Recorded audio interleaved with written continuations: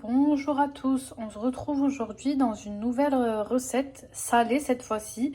C'est la recette des côtelettes au four accompagnées de pommes de terre, d'oignons et de champignons. Donc c'est parti pour cette recette. Il nous faudra des épices, du paprika doux, du gingembre, du poivre, du sel.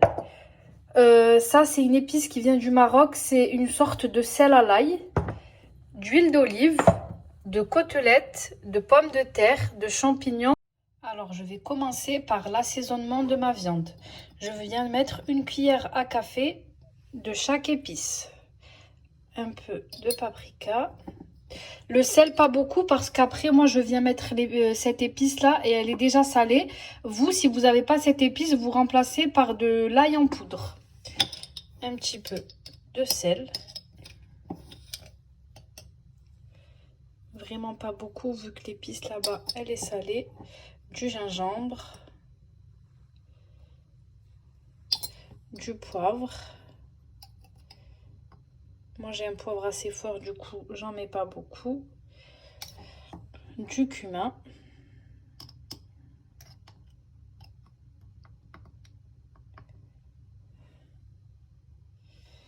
Et de cette épice là. On n'en met vraiment pas beaucoup. Ensuite, je viens ajouter mon huile d'olive. Et je viens mélanger tout ça. Une fois que j'ai bien mariné la viande, je viens prendre mon plat que je vais mettre au four et je viens placer ma viande comme ceci.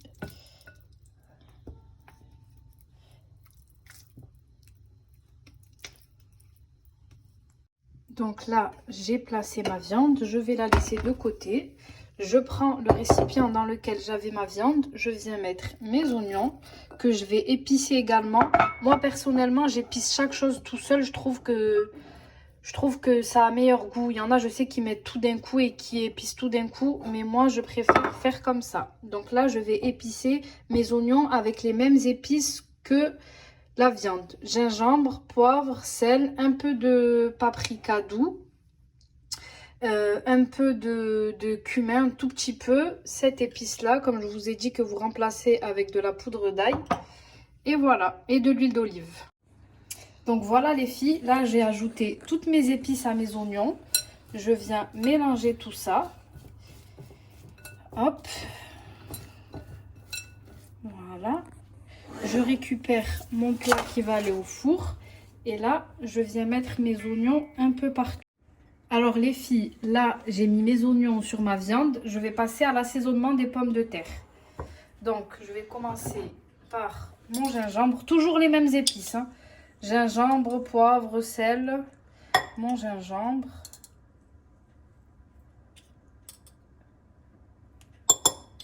Du poivre.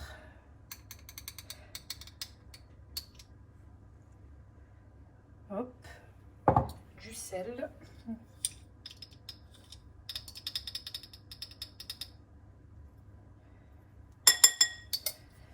Un peu de cumin. Donc là, je viens placer mes pommes de terre. Hop. Dans tout le plat, on répartit ça bien comme il faut. Donc mes pommes de terre, c'est fait. Maintenant, je viens prendre mes champignons que je vais mettre pareil dans le récipient des pommes de terre. Et là, je ne rajoute pas d'assaisonnement. Avec ce qui me reste dans le saladier, je mélange et je viens placer sur mes pommes de terre.